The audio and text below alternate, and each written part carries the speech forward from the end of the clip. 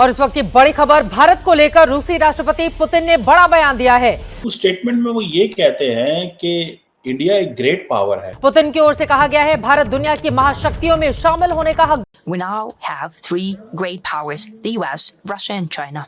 You need to include India as one of great powers as well. 1.5 billion people of population, the highest growth rate among the major economies. अरबों dollar का नुकसान, दुनिया में कहीं मुंह दिखाने के काबिल नहीं है। वीजा तक नहीं देते, जाने नहीं देते वहां पे पाकिस्तानियों को जो वहां पर बैठे हुए हैं, और हमेशा हम बुरे।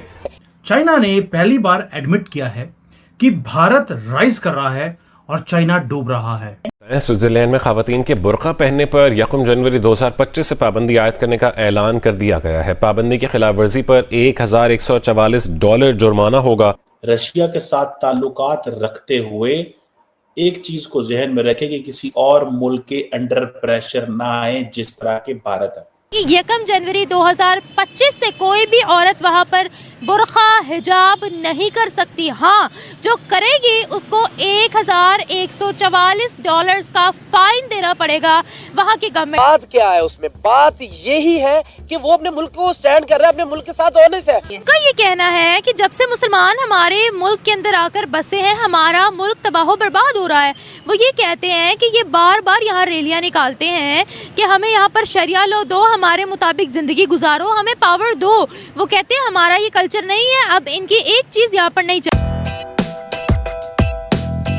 इंडिया ईरान के साथ भी तिजारत कर रहा है, इंडिया रूस के साथ भी तिजारत कर रहा है, अमेरिका का सबसे बड़ा पार्टनर भी वो है। एक हल्की सी कोई भी इंडिया में बात हो, अमेरिका स्ट्रेट फॉरवर्ड खड़ा हो जाता है। हत्ता कि अब देख रहे हैं आप यूक्रेन के बिल्कुल हक में बैठा हुआ है अमेरिका, लेकिन उनका पार्टनर उठ के जाके रूस के साथ बात कर रहा है। नरेंद्र मोदी उससे बात कर रहा है कि आप यूक्रेन को ऐसे करें। हम में इतनी हिम्मत नहीं है कि हम जाके बात करें वहाँ, क्योंकि हमने IMF का कर्जा देना है, हमने हर मुल्क के हम मकरूज है। हम दुबई के साथ बात करते हैं, उनको भी पता है ये भिखारी आगे भीख मांगने के लिए आगे। हमारी इकॉनमी इस तरह नहीं सेट होगी कभी भी। कोई भी मुल्क जो अपनी आप को गुलाम बना ले, ये हमें अमेरिका किस कदर हमें नीच समझते हैं कि हमें उन्होंने 20 साल अपनी जंग में भी धकेला, और फिर भी इतनी शर्म वाली बात है, मुझे शर्म आती बात करने। वो फिर भी हमारी कुर्बानियों को समझ ही नहीं पा रहे। वो हमें भी फिर भी डू मोर का मुतालबा करते। रीजन क्या है कि आप भिखारी है भाई, आप अपनी आवाम को आपने कुर्बान कर दिया, लेकिन वहां आवाम के साथ आप खड़े हो जाते। कहते हैं अमेरिका को डू मोर, उनको कहते आपने आवाम को डू मोर कराया, आपने अपने इलाका तबाह कर दिए, आपने वही अभी तक वही आपने जिरगा सिस्टम कायम रखा। अभी तक कबाइल आपसे सता रहे, परेशान है आपके उन फैसलों की वजह से।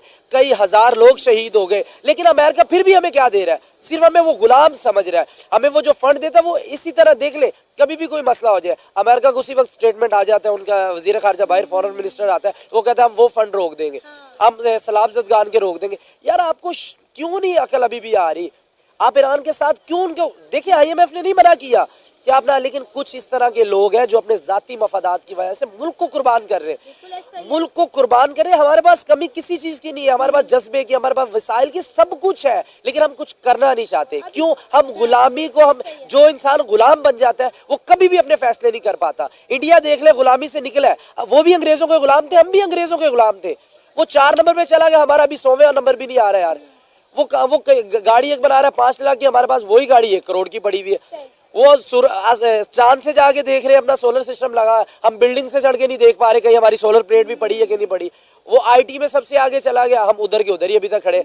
Amazon आया था, जो ये यंग जनरेशन है, मोबाइल का यूज सही आ जाना था, इसमें कुछ कमा लेते। इसमें फेसबुक वही टिकटॉक बैठ के हम देख रहे हैं।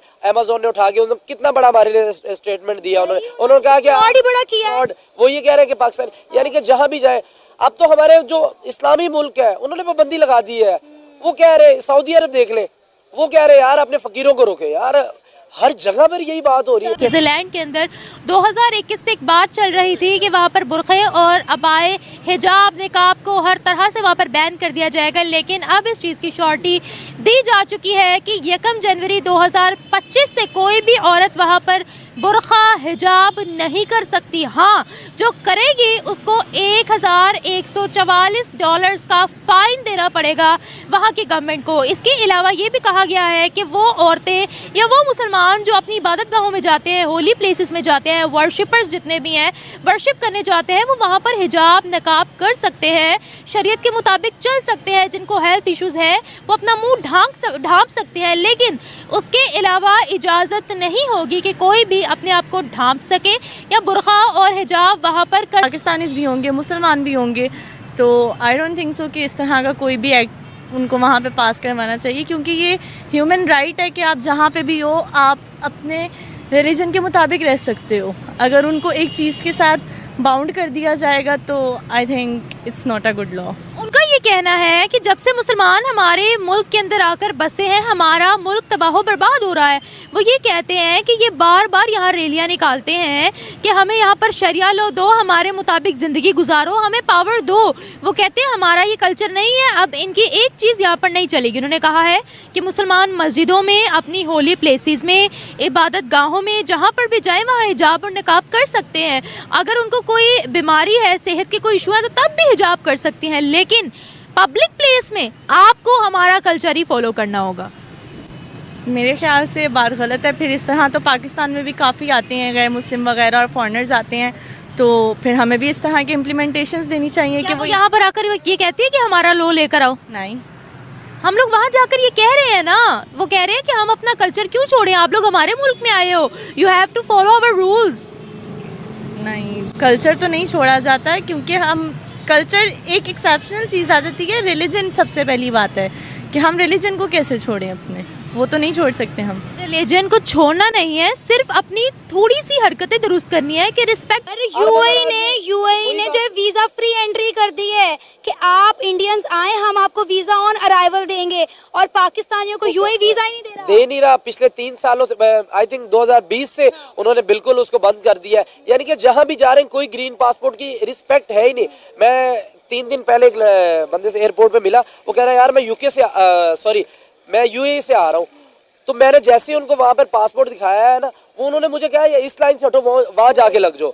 यानी कि वो कह रहे हमें यार गुलामों से भी नीचे समझ रहे। क्यों हमारे हुक्मरान गुलाम है? क्यों नहीं हम ईरान से तेल ले रहे? 6 महीने ईरान से तेल ले लें। मैं ऑन एरिया के कह रहा हूँ, चैलेंज करके कह रहा हूँ, आप आधा कर्जा उतार देंगे, रियासत पाकिस्तान का आधा कर्जा आप 6 महीने में उतार देंगे। आप क्यों नहीं ईरान से भाई तेल ले रहे? आप क्यों नहीं उनसे गैस ले रहे? आपका पड़ोसी मुल्क है, आप वही हमें दे नहीं रहा ना।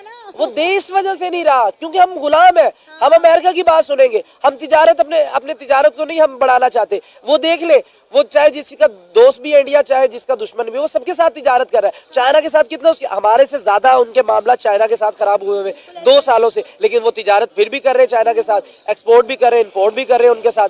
हम क्यों नहीं कर पा रहे? रीजन ये है कि हमारा इंटरेस्ट ही नहीं है पाकिस्तान में, ना तो हमारे किसी हुक्मरान का। मुझे एक हुक्मरान बता दे जिसने जो हुकूमत करके पाकिस्तान में रहता हो। हमारा कोई एक चीफ जस्टिस बता दे जो रिटायरमेंट के बाद पाकिस्तान रहता हो। हमारा कोई एक गवर्नमेंट का किसी इदारे का हेड बता दे कि जो अपनी मुद्दत मुलाजमत किसी भी रैंक का हो, चाहे वो आर्मी चीफ से लेके वो सिपाही तक को, कोई भी पाकिस्तान में रहना नहीं पसंद कर रहा।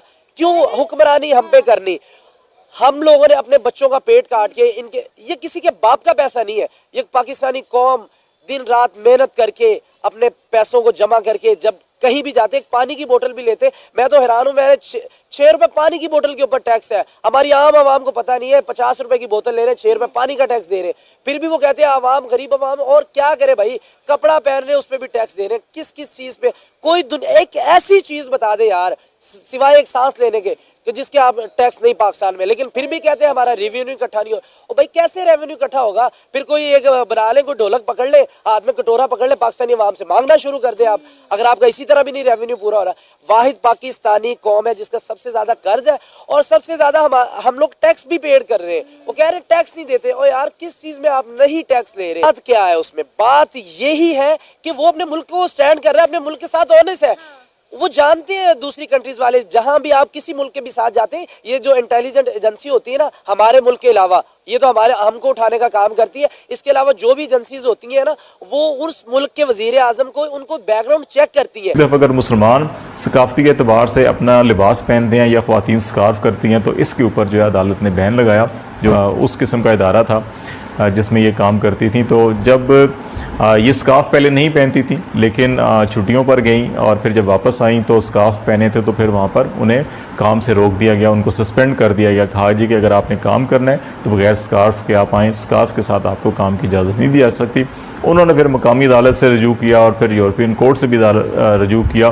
तो यूरोपीय कोर्ट ने ये फैसला दिया कि ये एम्प्लॉयर के ऊपर डिपेंड करता है कि अगर वो समझता है कि हिजाब से जो है कि उसके इदारे का या उसके माहौल का या उसकी न्यूट्रलिटी के ऊपर आंच आती है तो वो पाबंदी लगा सकता है। तो ये हक जो है यहाँ पर मुसलमानों को हक नहीं दिया गया। यूरोपीय अदालत ने इससे पहले भी 2017 में भी इसी किस्म का एक फ़ैसला दिया था और उसमें भी ये कहा गया था कि वर्क प्लेस के ऊपर जो एम्प्लॉयर है उसको ही हक होगा वो फैसला करे कि हिजाब की इजाज़त देनी है या नहीं देनी।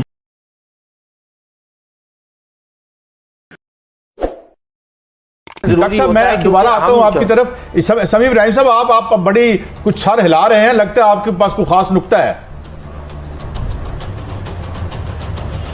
नहीं, नुक्ता ये है, मुझे ये बताएं डॉक्टर साहब, जो कानून की बात कर रहे हैं, ये अमेरिका का जो कानून है ये पाकिस्तान पे अप्लाई होता है? बरतानिया का होता है। एक टेररिस्ट है कातर है अल्ताफ हुसैन, उसको वापस नहीं देते। करप्शन में सुप्रीम कोर्ट ने नवाज शरीफ को नाअहल करार दिया, उसको वापस नहीं करते। डॉक्टर साहब कह रहे हैं कि जी करप्ट प्रैक्टिसेस में ये हो जाएगा।